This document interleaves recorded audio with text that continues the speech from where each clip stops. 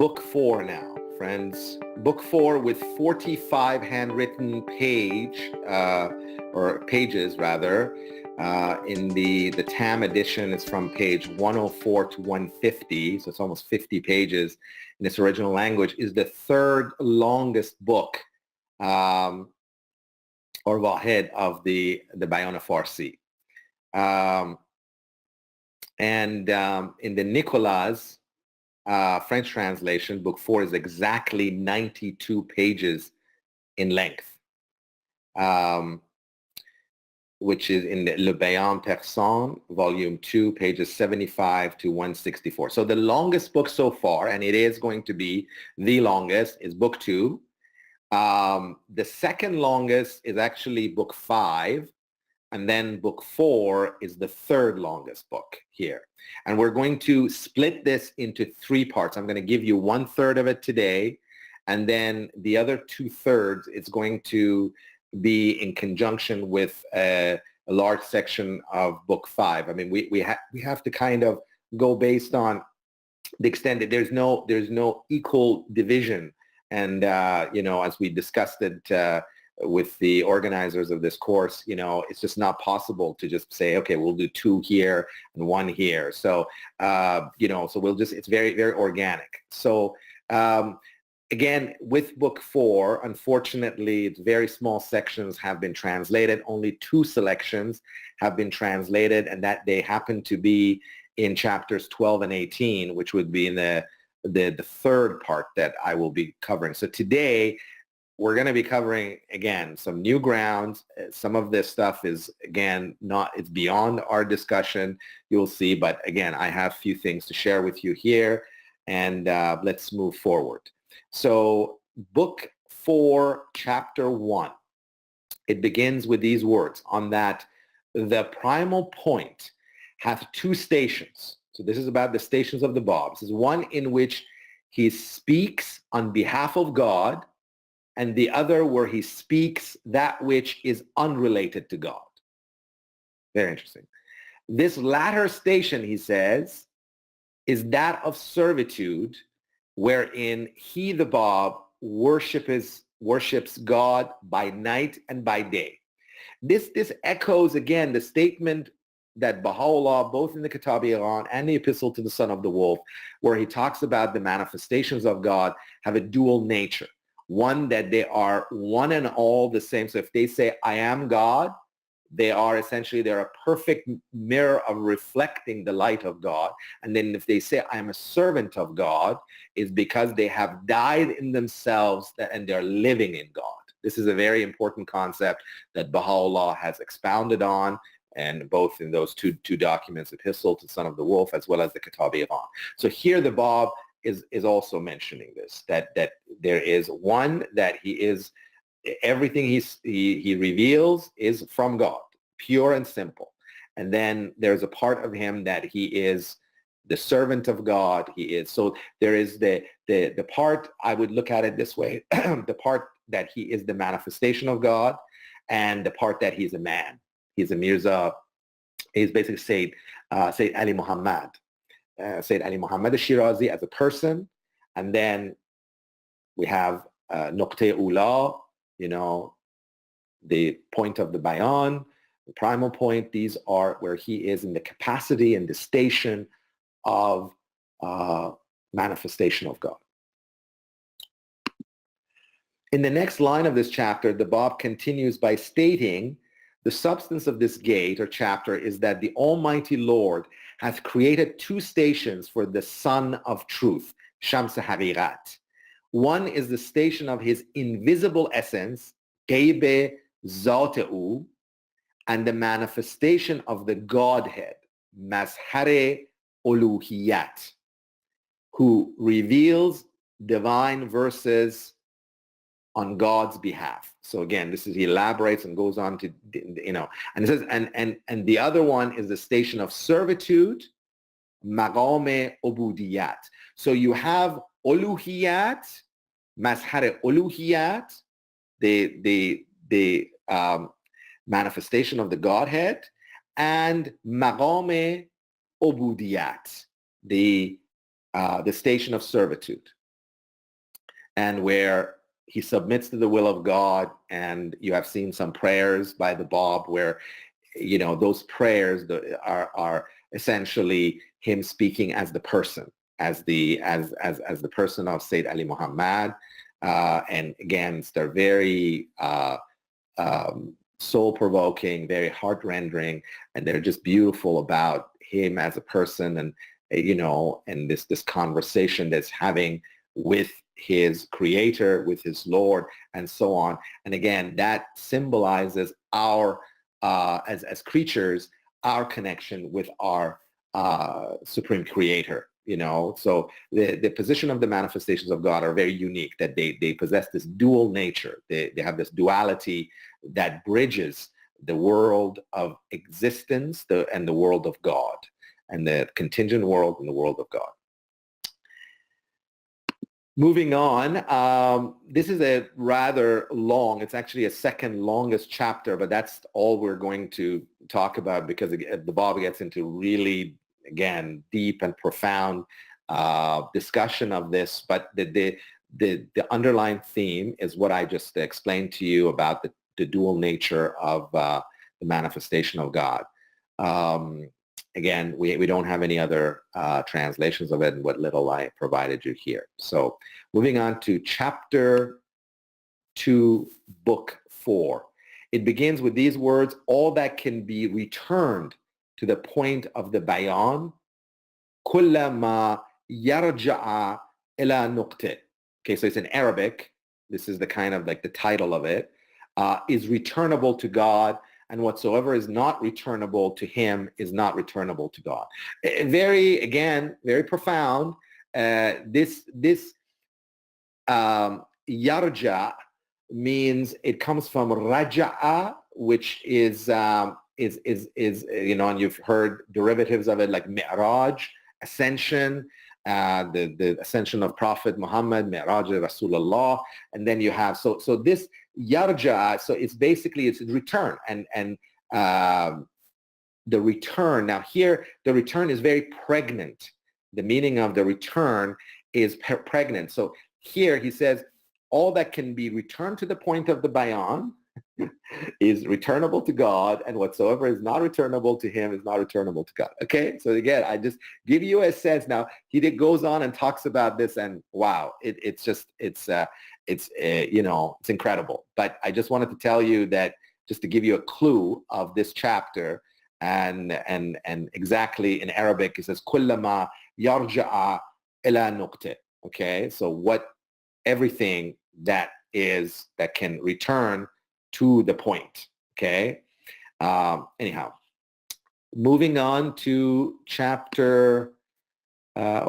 Here. So the central theme of this chapter is somewhat abstruse, and again, any further study of this chapter at this time is beyond the scope of our summary review. It consists of 39 handwritten lines in the original language. And moving on to chapter 3 now. Chapter 3, again, another very, very complex subject, which I will tell you what it is, but I'm not going to even explain what it means, because it has its own theological ramification.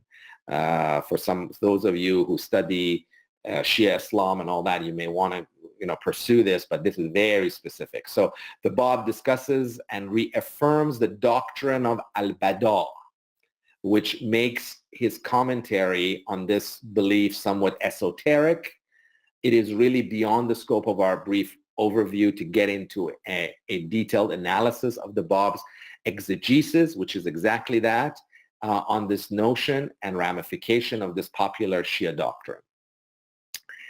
So that's chapter 3. It has about 50 handwritten lines. And there's going to be chapters like this where it's going to be just very esoteric, very specific, and it's going to be beyond our discussion.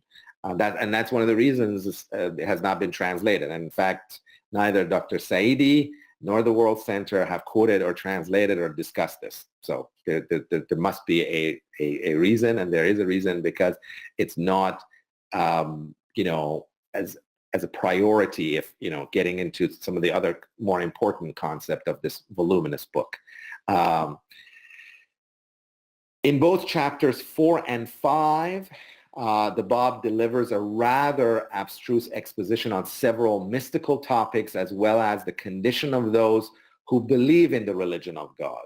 He also speaks of the waywardness of Muslims who, despite their yearning for the appearance of their promised one, have failed to recognize him, and beyond this dereliction, have exiled and confined him to a remote mount, to Mahku.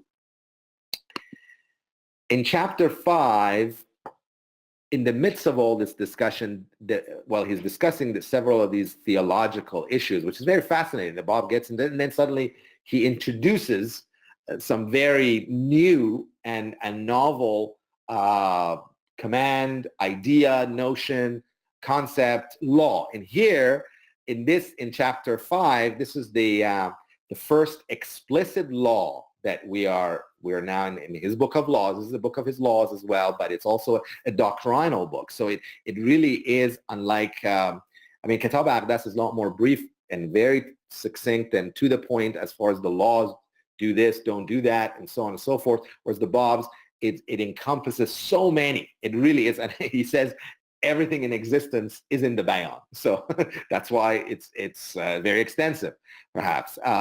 The Báb, while discussing several theological issues, establishes a couple of important laws, one about committing murder and the other concerning invasion of sovereign lands by force for the purpose of conversion of its people to the new faith. And this has to do with jihad, and then he talks about jihad as well here, and it's very, very interesting. That's another area that I am interested in. In fact, I'm presenting it. I have already presented a paper on the abrogation of jihad in the writings of Bahá'u'lláh, which encompasses references in the writings of the Báb. I did that at ABS in 2017, and then I'm hoping to do a more modified version or enhanced version of it at the Irfan Colloquium in Italy this summer. God willing, it will all go well. So in this, now this is very fascinating, and I want you to really pay attention to this. Regarding murdering another human being, justified or unjustified, the Báb writes that killing anyone has been categorically forbidden, and nothing like it has been intensely prohibited by God in this dispensation. He goes on to add that even the thought of killing someone would be enough to expel, the thought of it, even to think about killing someone is enough to expel that individual from the faith of God and bring divine torment upon him. Wow. The Báb further states that God has not granted, also, again, in the same vein that he talks about, has not granted anyone the permission to sanction the death of another human being. Fatwa, which is very, very popular amongst the Muslim clergies at that time. But even, that the sanctioning, and you saw the sanctioning of even during the Islamic Revolution many years ago. I don't want to go into the details of it, but there was a sanction against an author of a somewhat fictional book, Satanic Verses, and which, that fatwa is still apparently valid, unfortunately.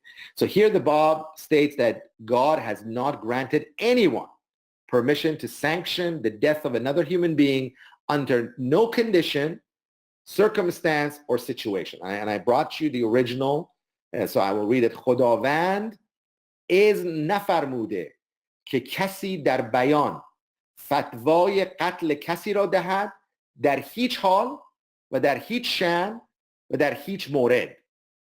So هیچ حال, هیچ شأن, هیچ مورد means no condition, no circumstance or situation. So in a way, capital punishment has been abrogated in the Bayan. However, in the revelation of Baha'u'lláh, capital punishment has been reinstated. It's in the Aqdas, and I don't care to go into under very, very special circumstances. But in the revelation of the Báb, this makes it clear.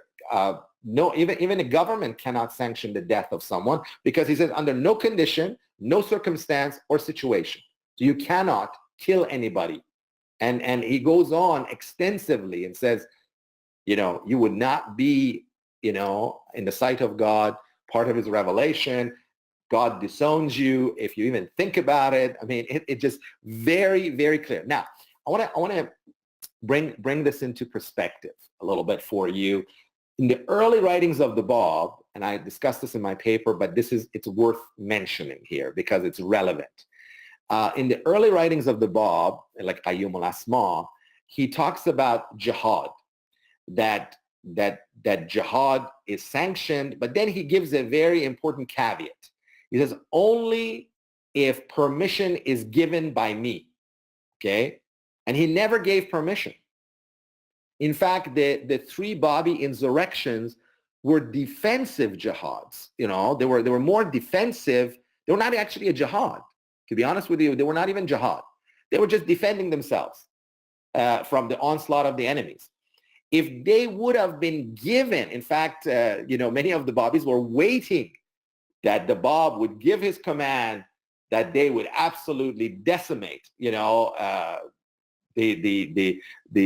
enemies of the faith. But Báb never, ever gave that command. And in the Persian Bayán, he says you can't even kill somebody. In jihad, that's holy war. So and then it's very interesting, and we're going to get to this. He goes on to say that only if him whom God shall make manifest wishes, he can reinstate jihad. And you can go to jihad and you can lay down your life for him because he doeth whatsoever he willeth, so whatever he says. But as you know, in the very first day of Baha'u'llah's open declaration, the Garden of Rizwan, he completely abrogated holy war. So now why the Báb here is making this, and why did he early on, some scholars like Dennis McEwen had said that the Bábí militancy and the jihad and all, and Dr. Saidi talks about this in his book, and I don't need to go further into it, and I'm totally with Nader on that one, is that the Báb's revelation was this bridge that had to bridge the Islam with the new revelation, okay? And it's not the only. I mean, we've said that he was an independent messenger of God. He was the king of the messengers. But one of the key roles that the Báb had was to bring the Muslims, particularly the Shia Muslims, into the new revelation, into the new cycle. Now, one of the key expectations of the Shia Muslims particularly is that when the Qa'im will arise, the Qa'im was to be a warrior like Imam Hussein was, like Ali was, So Qa'im was supposed to be, and he was supposed to raise this black flag, the black standard, and,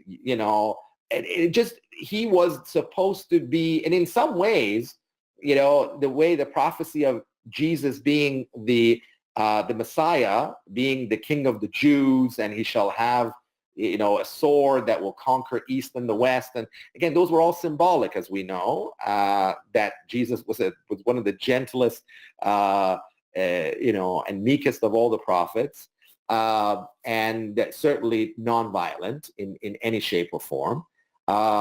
And here, because of that expectation, the Báb, in my opinion, had to, in Qayyum al-Asma, in the early writings, in the first phase and the second phase of his writings, he had to reinstate and validate some of the expectations, but then slowly wean the people off of jihad, okay? And he left that to Baha'u'lláh to completely abrogate it. But really here, you will see that he's not saying that jihad is abrogated, but he is pretty much in a roundabout way is saying it is, if you read between the lines.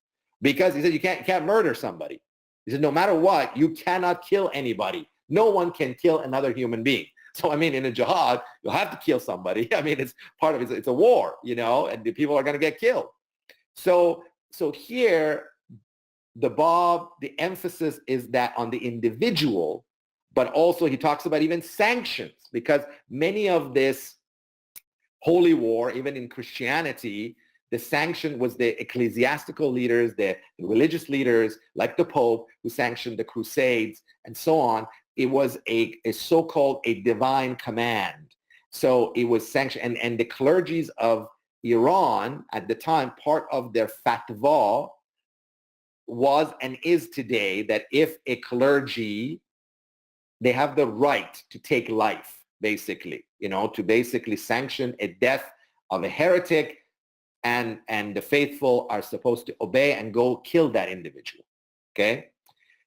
This also speaks to an act, a horrendous act, which Baha'u'lláh talks about, that happened amongst the Bábí community as well. That Mirza Yahya Subh Azal ordered the death, sanctioned the death of Sayyid Asadullah Dayan. Okay, Baha'u'lláh talks about Dayan, who was one of the great mirrors of the Bayán. And while Baha'u'lláh was in Sulaymaniyeh, this egregious act, this horrendous act happened, which Baha'u'lláh says brought so much pain to our heart, seeing that they had ordered, that Azal had ordered the assassination of Dayan. And another act that I don't care to go in, you can read, where the honor of the Bab was dishonored. Has to do with his second wife. Anyways, here the Bab is making it absolutely categorical that you cannot kill. So this is really transitional. So the Bab, and here now in his most holy book, he's saying that. So there's no talk of jihad. The only talk of jihad is in the next part, where he says that if him whom God shall make manifest commands for jihad, then it is the obligation of each follower of the Bayán to accept his command with great pride and become a martyr in his path. So and yet, Baha'u'lláh never asked that. He completely abrogated it, on the first day of his open declaration in the Garden of Rizwan.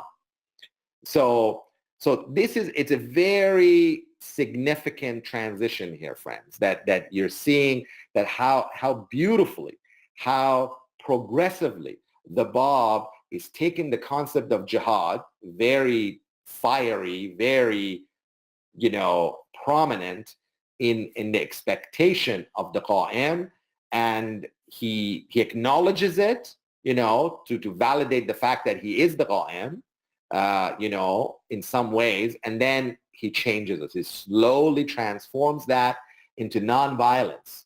The revelation of the Bab, as you have seen, is a revelation of nonviolence, friends. In the Bayán, he says that coercion and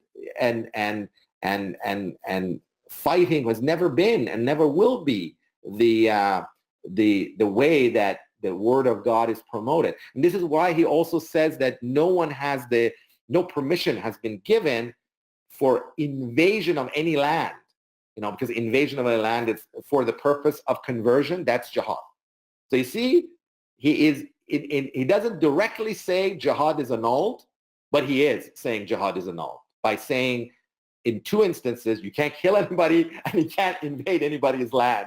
So by default, he has basically abrogated jihad, but he's leaving it to him whom God shall make manifest to essentially very categorically and explicitly abrogate jihad, which Baha'u'lláh did. Unfortunately, no parts of chapter 4 and 5 have been translated. The other parts of it, as I said, they're commentaries, they're abstruse, but again, right in the middle of it, you suddenly have this law that comes up. Very magnificent. The way it's been revealed, it's just tremendous, So I felt that we needed to, that was very clear. There was nothing abstract about these laws, and here we are. Chapter 4 consists of 38 handwritten lines in the original language, and chapter 5 comprised of 70 handwritten lines. Okay, so we're going to end here. So this is the first third of book 4. And next time we're going to resume the study of book 4 and finish book 4 in the next webinar. And we will also begin book 5 as well. So now that will leave us for some time here to, if you have any questions on the subject matter that was discussed today, I'll be happy to attempt to answer some of those questions. Thank you, Cheryl, for a very dramatic endpoint for this second half of the third webinar. I have a couple of questions while people are posing their questions. I see things moving, so I think there'll be some. You mentioned this thing about 12,210 years since the time of Adam. I wonder if that could be viewed as the length of the Adamic cycle as well, which is, I mean, this would still make Adam at the beginning, of course, but it's kind of a useful way of thinking about it, it seems to me. Yes, I think so. I mean, it just, again, it came out of nowhere for me, you know, when I was reading it. I was like, you know, I had to do a double take on that. It was just that if you didn't read closely, you would have missed it, you know, but I just had to read it a couple of times. I said, wow, this is marvelous, you know, that he says that. So, yeah, I think so. I think the Adamic cycle from the time that Adam, the revelation of Adam to the revelation, I think that's one of the reasons the Bab is mentioning it, because that's the Adamic cycle, which Muhammad was the seal of the prophets, of that prophethoods they're all prophets. And then Bab and Bahá'u'lláh inaugurated a new cycle, you know. So therefore, from May 23rd, 1844, we are now in the new cycle, in the cycle of fulfillment, in the cycle of Baha, and, you know, so yes, I think this is more or less the time of the end of the Ice Age, the beginning of the Neolithic Revolution, the beginning of the domestication of large animals, and the beginning of agriculture, which is sort of interesting. Yeah, that's it. Yeah, 10,000. In 1,000 years or so, 2,000 years in the Middle East, anyways. That's right. About that. 10,000. Yeah, that is correct. That is correct. 10,000 BC. Yes. The other thing that occurred to me was that this reference about the word and the spirit that surrounds it. You mentioned that phrase.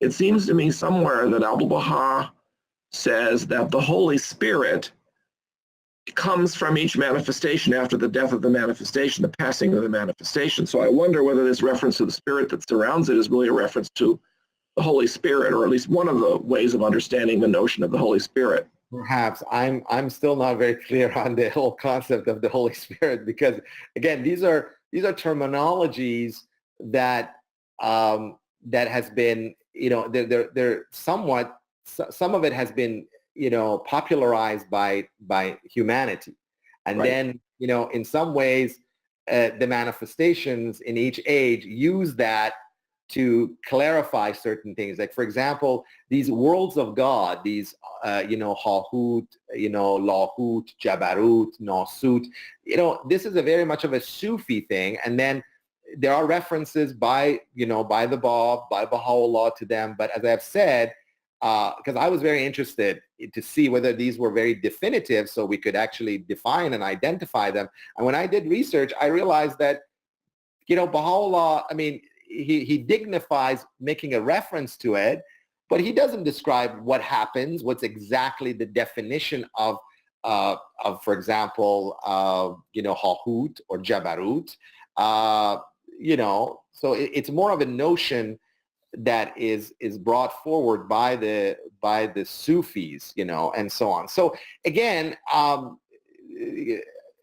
unless there's an explicit definition, you see, the Bab on certain concept, you see he explains it explicitly. He says this is what it was meant by that. Like, for example, by resurrection, by the angels, by the bridge of Sarat, you know, all of that. You see, he's completely, now we have an answer. Okay, so, you know, if we're having even a fireside, we're talking to someone, we can say to them, by the way, it could be this, or, well, we can say to them, gently, it could be that.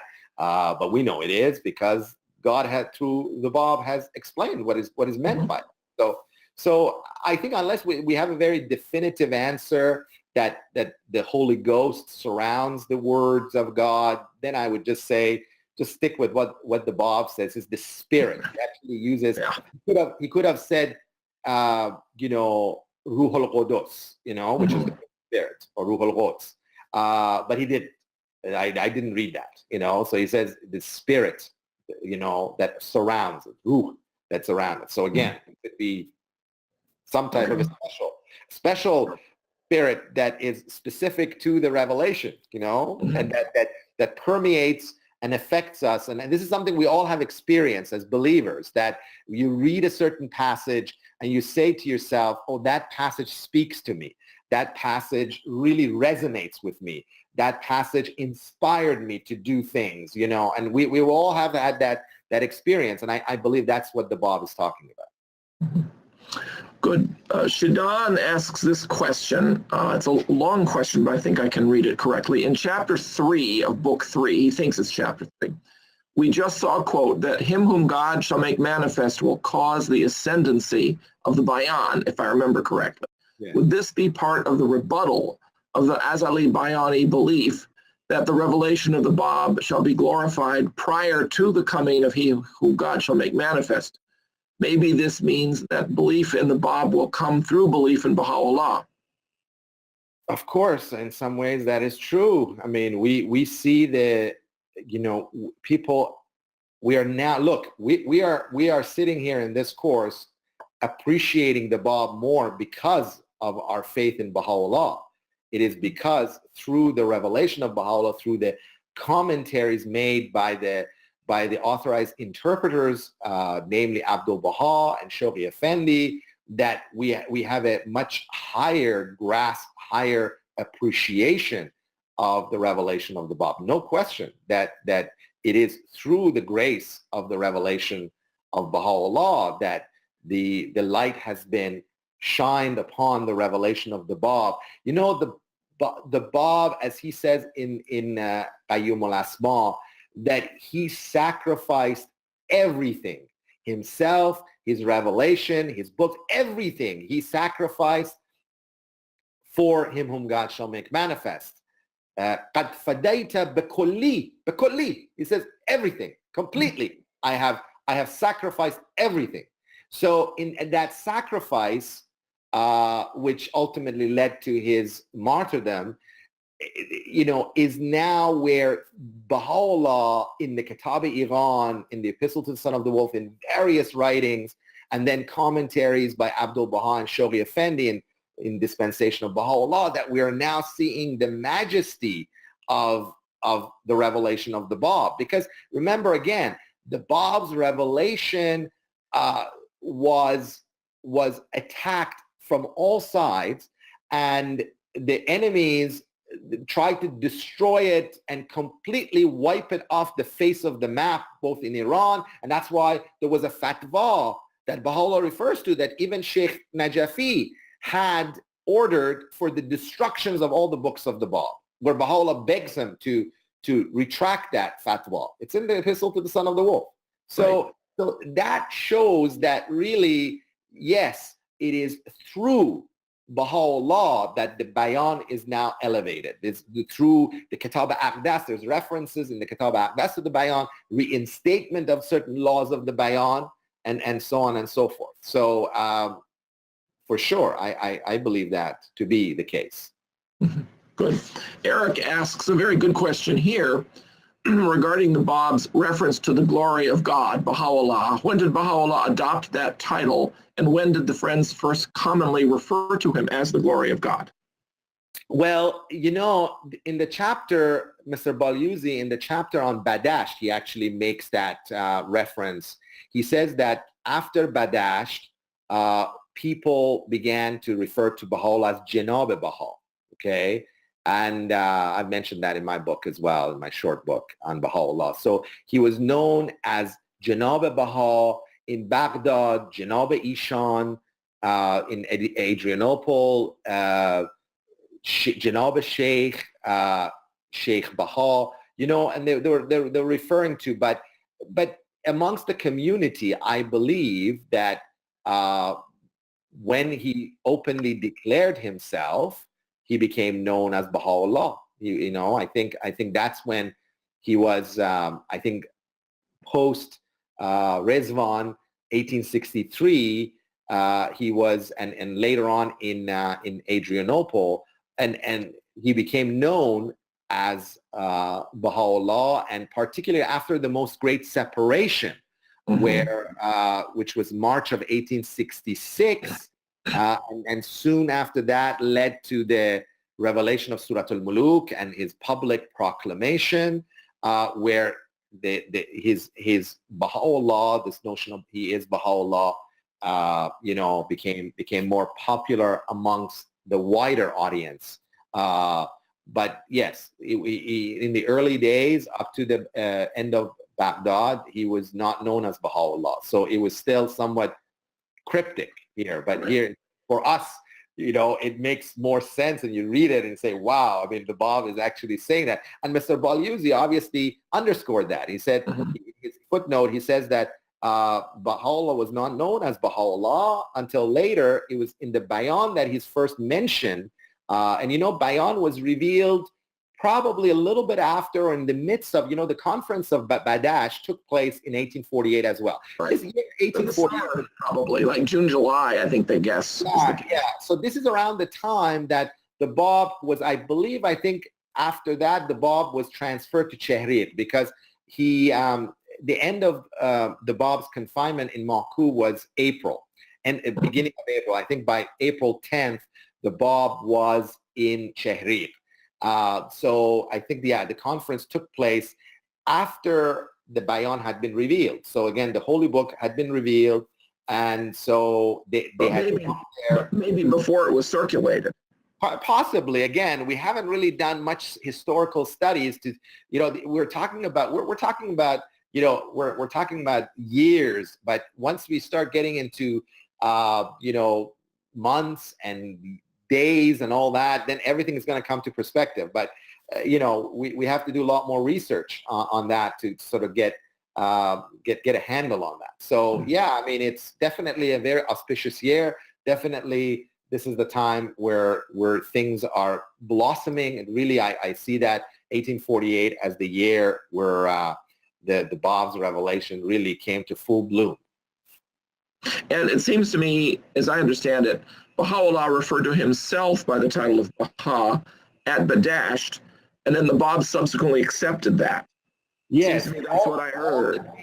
All the names, Tahireh, Qudus, these were actually names that Baha'u'lláh has revealed a tablet, which we don't have, I don't believe we do, where he mentions all the names of these individuals by the new, and it's fascinating, because for the longest time people thought that the Bab bestowed the title of Tahireh, whereas the Bab actually confirms it. He says that because they were complaining about Tahireh to him, and he says, what shall I say about the one that the tongue of grandeur has called, I believe, the pure, Tahireh. So in a way, in a roundabout way, he's affirming Baha'u'lláh, and what Baha'u'lláh was doing, but was really protecting the identity of Mirza Hussein Ali, because, if the enemies of the faith would have got the wind of that him whom God shall make manifest, the promised one of the Bayán was Mirza Hussein Ali Nuri,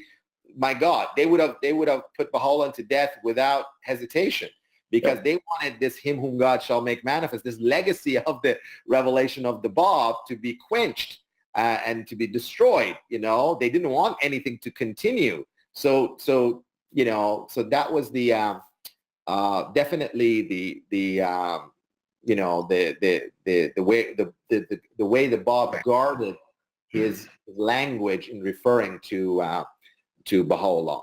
Yeah, and those tablets, it's mentioned by Dr. Rue that Baha'u'lláh revealed tablets in Badasht, and these, of course, are before Rasha Amma, but the Rasha Amma is the oldest one we apparently have a copy of, so all those tablets Yeah, and those tablets, again, I have made mention of this, and I think I just recently emailed. And again, for those friends who wish to, they can go back to my presentation on the three declarations of Baha'u'lláh, is that, and this is confirmed by Abdul Baha, he says that the manifestation of God is in a state of inactivity when they are referred to. Baha'u'lláh says, O king, I was asleep upon my couch when lo, the breezes of the all-glorious wafted over me and beckoned me to raise my voice. Okay, you've heard that in Loh Sultan. So Abdul Baha, in some answered questions, explains that. He says the state of sleep is the state of inactivity. And I've explained that where the Guardian refers to Baha'u'lláh receiving the first intimation of his message, is that essentially Baha'u'llah's revelation was activated on October 16th, 1852.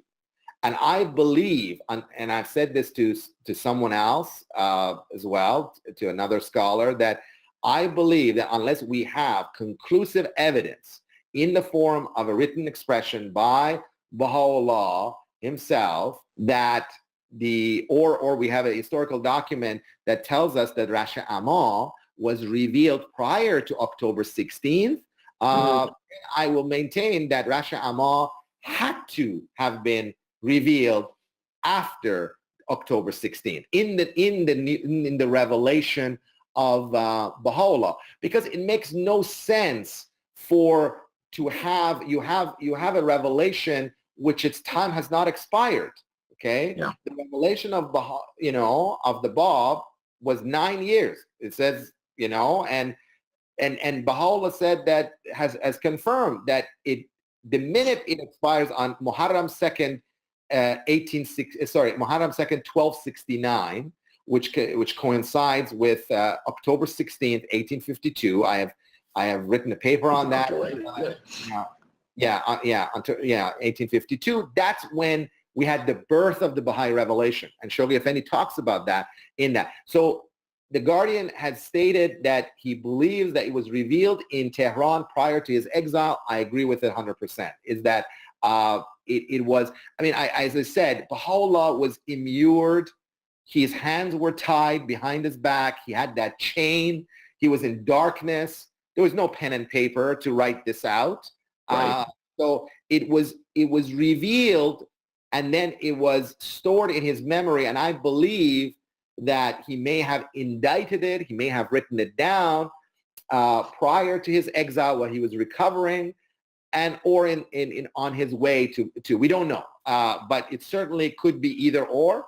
But I don't believe it was revealed prior to his the activation of his revelation. So Baha'u'lláh was really under the shadow of the revelation of the Bab until Muharram 2nd, 1269. Okay, and then his revelation began. That's the birth of the Baha'i revelation, according to Shoghi Effendi, was on that day. So that's where we. So again, that's where I stand. With Rash Amah, I don't believe that it was revealed prior to that. I know Fazl. That's the Siyah period. Anyway, so right in the middle of the Siyah period. Yes. So, exactly. Yeah. Siyah is August, I think, through December. Yeah, it's mid-August to mid-December. The 4 months there. It's mid-August. Yeah, we could continue this discussion quite a bit because I have thoughts about it too, but we won't because people have questions. Yeah, well, again, I've given everything I wanted to give in the Wilmette Institute course. I think it's a 5-part series. The friends can, if you want my perspective, it's all there. So just go look at You did talk about the Rash Amah already in a whole series, and those are good videos. I'll tell people. In the second webinar of that series, I talk very extensively about Rash Amah.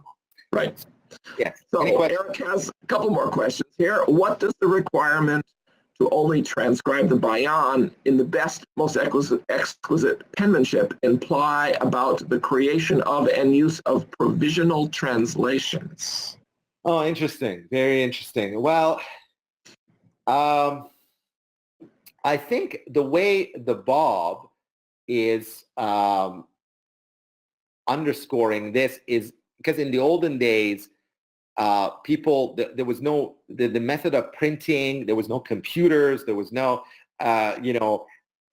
way of presenting it properly where it's legible, it's readable, it's presentable.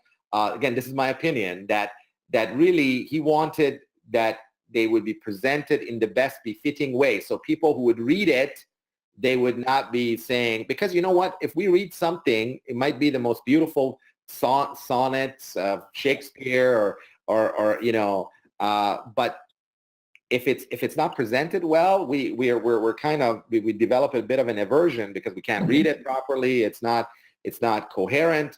So I think the Bab was really trying to get the contemporary believers not to just on any old piece of paper to start writing excerpts of the Bayán and do any kind of to adulterate it, to introduce errors to it and so on and so forth. So he said that it had to be done properly. I think provisional translation has nothing to do with that, in my personal opinion, because it's in another language. We're not rewriting the actual Bayán. That's when I translate something, it is the translator's interpretation that is being presented there. And when the House of Justice approves a translation that becomes an authorized Baha'i translation, it's essentially the House feels satisfied that based on their discretion that version is worthy of being shared with the Baha'i community and is worthy of being used in devotional and reflections of every believer. So that's really where it comes from. Provisional translations are more a scholarly approach to try to, for the purpose of teaching, for the purpose of, and the House have allowed that because it just creates more opportunities to be able to discuss the subject more and so on. And I certainly don't believe that my provisional translations are end all and be all. And I think most scholars who are, worth their salt will say the same as well. Right. Yeah. So presumably one can't put the writings of the Bab and Bahá'u'lláh in some of the really weird fonts that are available on computers. That perhaps would be, there would be a problem with that from the point of view of the Bab's writing there. No comment, but I think you got your answer. Yes. Eric also asks this: did the Bab or Bahá'u'lláh ever give any instructions regarding or authorizing translations of the revealed word? The translations of the revealed word was done first during the ministry of Abdul Baha in the Western languages. Right. The thing that Baha'u'lláh forbade was translating from Arabic into Persian for the purpose of, again, devotional. He's done it once, and he's done an amazing job of it in Kalamot Aliyat, one of the works that is in Arabic that was a like a tablet of visitation that was revealed by Baha'u'lláh in honor of the passing of one of his kinsmen. And Mr. Tahirzadeh has given a beautiful explanation of the background of this in Revelation of Baha'u'lláh, Volume 1. But in Kalamot Aliyat, people asked Baha'u'lláh, his family members, can you translate that? And he says, although it's not, again, and I'm paraphrasing, he says, although it's not worthy to do a word-for-word translation, here's what we do. And Baha'u'lláh does that. He actually, he translates it, and he does it magnificently. In fact, I believe it's a great blueprint model for many Arabic to Persian translation. Now, Abdul Baha have also, and the House of Justice have made this very clear, and Shoghi Effendi have forbidden the translation of tablets from within the language of revelation. So, for example, if Baha'u'lláh had revealed the tablet in Persian, you shouldn't be translating it into Arabic. And if there's a tablet that has been revealed in Arabic, should not be translated into Persian you could say Mazmun Bayan Mubarak, as my late teacher, Dr. Qadimi, used to, share with us. He would say, Mazmun Bayan means basically the substance or the paraphrase or the essence of what this translation or this meaning is this. So you cannot, because there were several people who had even written to the House recently that can the Kitab Aqdas, being that it's in Arabic, be translated into Persian? And they had said, no, it will not happen, and that's why the Bayan in Persian Bayán is not going to be translated into Arabic. Now the Bab, I believe, through his grace, made a condensed version of the Bayan in the Arabic Bayan. And Arabic Bayan is really essentially almost all the chapters to chapters. Dr. Nusratullah Muhammad Husseini has done that in his book, which is wonderful. He basically has compared the chapters, and he essentially, I think 95% of those chapters are essentially the same theme. So the Bab is revealing the same. So when you study the Persian Bayán, you're really reading the Arabic Bayán. But if you just read the Arabic Bayán, you're not getting everything that is revealed in the Persian Bayán. Okay? So the Guardian says it's less important than the Persian Bayán. So Arabic Bayán is less important than the Persian Bayán. Right. There's also the interesting reference to Tahiri translating something of the Bab's from Arabic to Persian. Yes, and according to the, that was Qayyum al-Asma. And Qayyum al-Asma, I think, that's the thing, is that it was I think the Bab would have been aware of it and encouraged it. Qayyum al-Asma is very esoteric. It's really it's very much the work that is a commentary on a Quranic surah.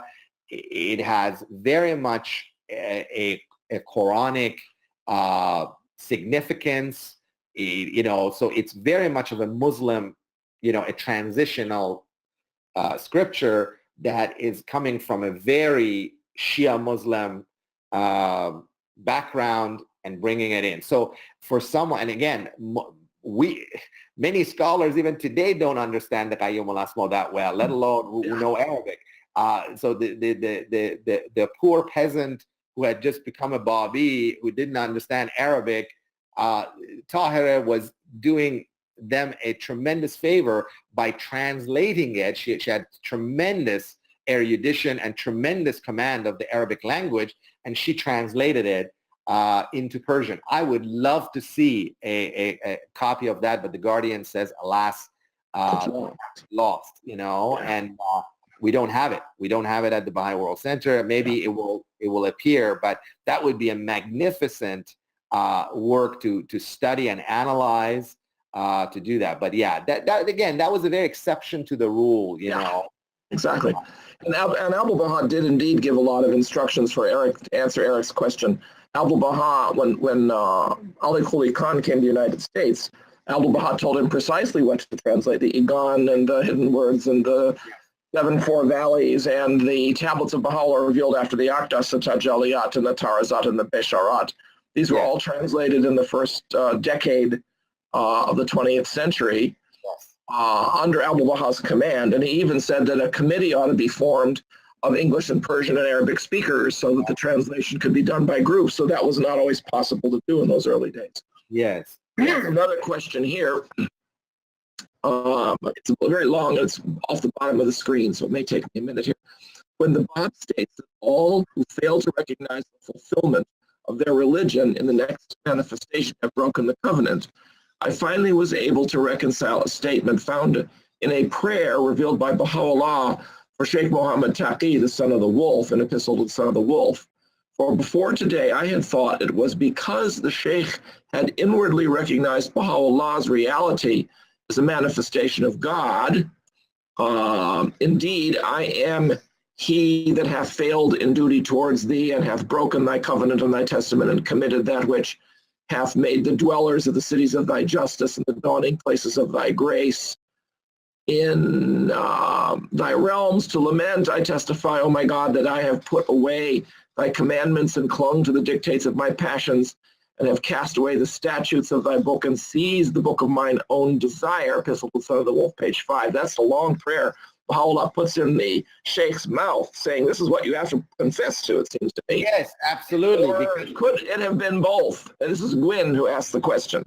And what's the last part? Gwyn, well, this is the long passage. She just quotes to the end of the passage, and then she says, or could it have been both? Both. I don't know whether that's referring to the possibility that he had actually accepted Baha'u'lláh but was rebelling against him, or what. I'm not sure. Absolutely not. He did not. He remained an inveterate enemy even after the passing of Baha'u'lláh. In fact, some of his most egregious, horrendous attacks against the faith, the martyrs of Yazd, the second set of martyrs of Yazd was done, during the ministry of Abdul Baha in the early turn of the 20th century in 1909, or I believe it was. No, till he was a bad guy all the way through. He absolutely was not apologetic. He hated with a passion the Bab, Baha'u'lláh, and their revelation. And, he was a very misguided individual. What Baha'u'lláh is doing there is basically, as you said, he's revealing a prayer. He says, if you are honest, you would say this and you will repent. So he was unrepentant until the day he died. I mean, if there is an infernal fire, he would be in the center of it. Absolutely. Yeah. I mean, if you were to try to say that prayer with absolute sincerity, you'd want to jump off a bridge afterwards. It is. I mean, it's such a, it's a blood-curdling prayer to say. Exactly. It's so telling of what atrocities him and his fathers committed. I mean, the martyrdom of the king and the beloved of the martyr is enough to make your blood curl, of the way that these two, father and son, actually committed this absolute horrendous act against such saintly individuals, and the lamentation of the most exalted pen that arose after this act of brutal savagery of killing of these two distinguished and noble, the twin shining lights, Baha'u'lláh calls them, these two brothers from Isfahan. So yes, I wish I could say that Agha Najafi, Sheikh Muhammad Taghi did repent. He was unrepentant. He was an absolute piece of work, and I'll say that. I'll stop that because I can say few choice words about him. That the manifestation did. You can too. Yeah. You might not want to do it without the manifestation's endorsement. The manifestation said it first. Yes. And the Guardian as well. Yes. Eric asks more questions, which is excellent. He says, I don't know the meaning of the word murder in the original Arabic or Persian, but it is clear that this would prohibit killing anyone while defending oneself or defending others? Well, he says, yes. It's first of all, the word is qatl. Qatl, very clear. It's qatl in Persian and also in Arabic. It means basically killing. Okay. Yeah. So it's definitely, he says qatl. He says absolutely. He completely disowns anyone to. So he says, what did he say? He said he used 3. Under no circumstance, no condition, no situation. So, you can't be more clear than that. Is that you cannot take life. That's what the Bab is saying, even in self-defense. And this goes back actually later on to what Baha'u'lláh, very revolutionary, that in the annals of religious history that I talk about in my paper, is about the that it is better to be killed than to kill. Okay? Right. So completely, you take the jihad out of it, and then you go the next level after. Not only, it's better not to kill, better to be killed than to kill, where Baha'u'lláh says that. And this is why we have we will, both Abdul-Baha and Shoghi Effendi said, in circumstances, if you're, in a very dangerous place, like somewhere in a lawless country, you can defend yourself. But, Right. I think, that can be pepper spray. It could be anything. It's really interesting. A few years ago, the Dalai Lama, when he was asked the same question, because again, it's in that religion, you're not to take life, you're not to. So he basically, through his own, and again, that's just the Dalai Lama. He said, if you're going to shoot somebody, shoot him in the leg. I mean, that was his word. So just shoot him, incapacitate him, but not to take life. I don't think that's. And here, the Bab is categorically says, absolutely not. You cannot kill. You can't even to me, I read into it that even the government cannot sanction capital punishment, because when it's under no condition, no circumstance, and no situation, I mean, those are all covers any exception. So there's no exception. It's basically say absolutely no exception. You cannot take life, So that's what it is. So then Eric asks this question: what about Sheikh Tabarsi? No, Sheikh Tabarsi was first of all, Sheikh Tabarsi was a defense, and it was. I mean, yes, you're right. I mean, it may seem that that it flies in the face of that, but this was a transitional period. I mean, Sheikh Tabarsi took place around the time that the Bayán was there, but I believe that the Bab had endorsed their defense. Okay, I think the Bab had endorsed their circumstance, their defense, and look, Qudus and Mullah Hussein were there. So and one of them had been to the Bab earlier. Too. Absolutely. Mullah Hussein had been to the Bab. So they would have if they would have felt for a moment that they were violating the law of God, they would have stopped. But at that time, you have to understand, things were in a state of flux. So it is a somewhat of a gray area for Tabarsi, and I mean they were being beleaguered, and I mean that's yeah. And then he also notes that the martial arts often focus on physically violent but non-lethal means of subduing others. And so there are those kinds of techniques that have continued to be developed, which is a good example as well. Let me see. Then Runa says, thank you for another enlightening presentation. Can you please comment on the Bab's elucidation in chapter 3, I guess, well, maybe this is book 3, chapter 12, on the tradition, I am the point beneath the Ba. And is this translated? Well, she just says, I am the point beneath the Ba in 3.12. I assume 3.12 is book 3, chapter 12, unless it's chapter 3. Yeah, if it is 12. Yes. Well, you can ask this question on the forum. I don't believe I've covered it. And if I haven't covered it, as I had said in the past, there's a reason for it.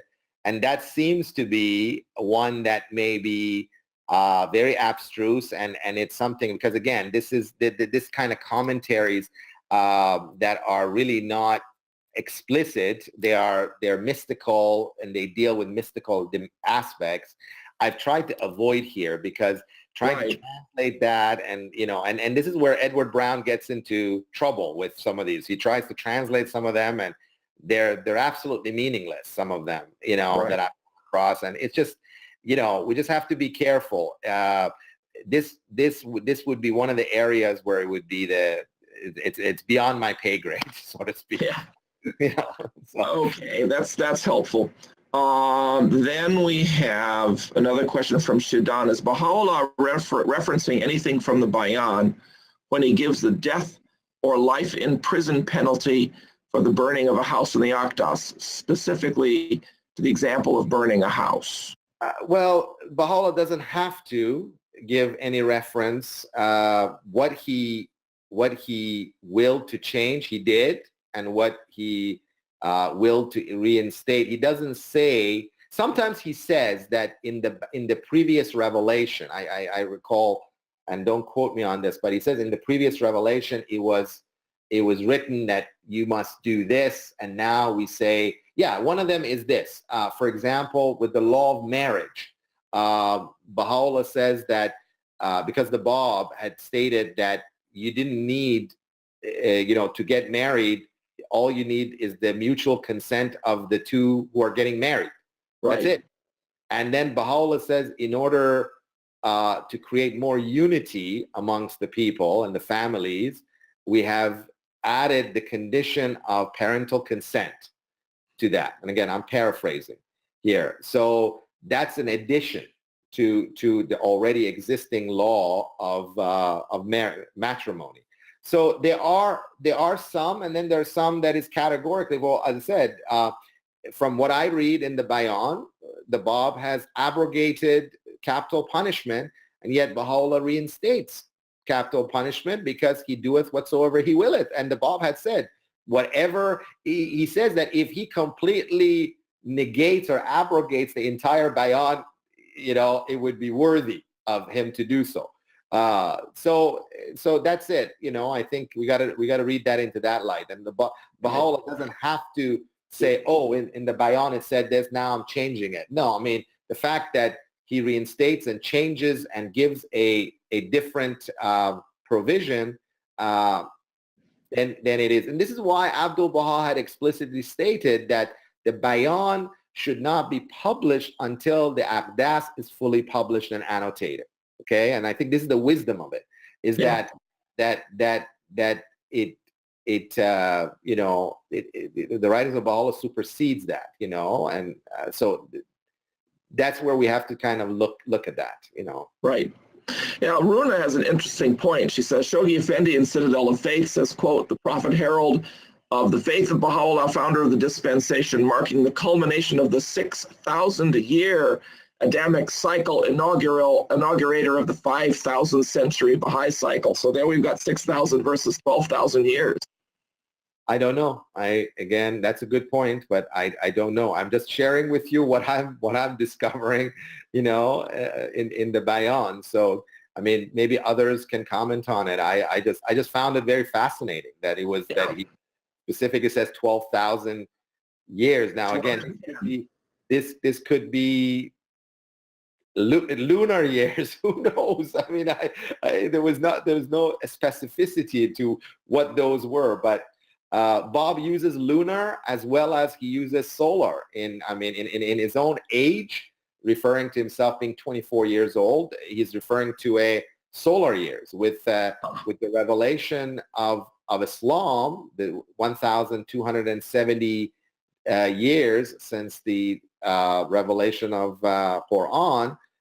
He uses lunar years. So, good point. Then we have, I think this is a series of comments from Eric and Nima and James and Eric and Runa, a bunch of questions, more comments here. People are really quite involved in this, which is great.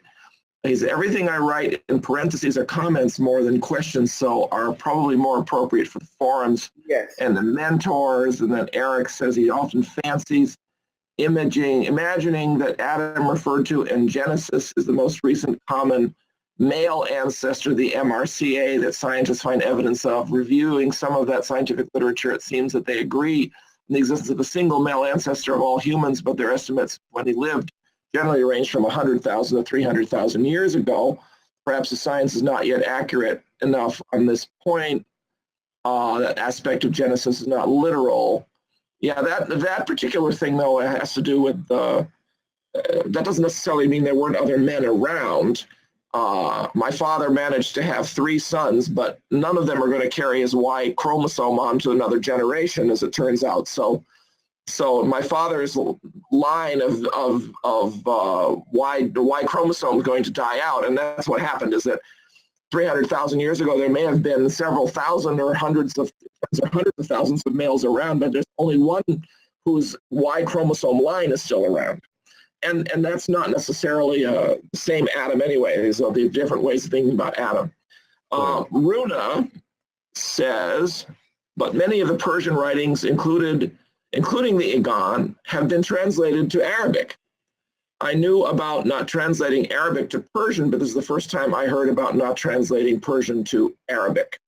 Well, I am aware of that, Runa, but I don't believe that's right. And whether they've been translated for some of the Middle Eastern Baha'is, because it was done again. This is something that we have to seek the advice of the House of Justice. I mean, it was obviously done, some of it, for the edification of the friends and so on. But I really believe translating the Iran into Arabic. I mean, I know it's there, and I know it's been used and so on, and I'm not here. You want my personal opinion? I don't believe that should be the case, because the Abdul Baha in one of his tablets says that the manifestation of God, namely Bahá'u'lláh, when he's referring, knew the two languages well. If God willed to reveal in a specific language, then he revealed it in that language, and it should not be retranslated and stuff like that. Western languages is different because Arabic and Persian, but Persian and Arabic are so close, and both Baha'u'lláh and the Bab knew Arabic and Persian very well, so they choose. So, then the Persians are going to say, which are the majority, I will say, Runa, the Persians are a lot more than the Arab Baha'is.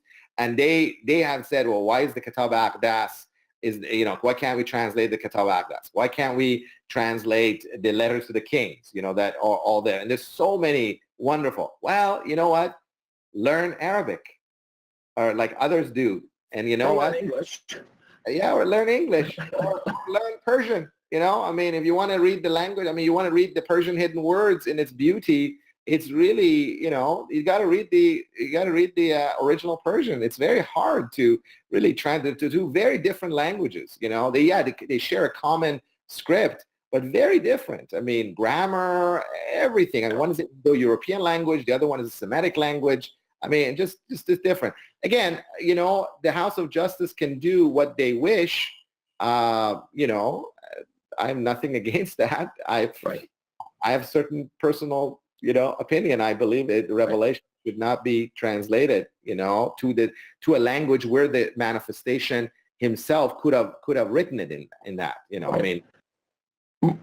Nima has an interesting comment here. I think I can see if I can pick it up for you.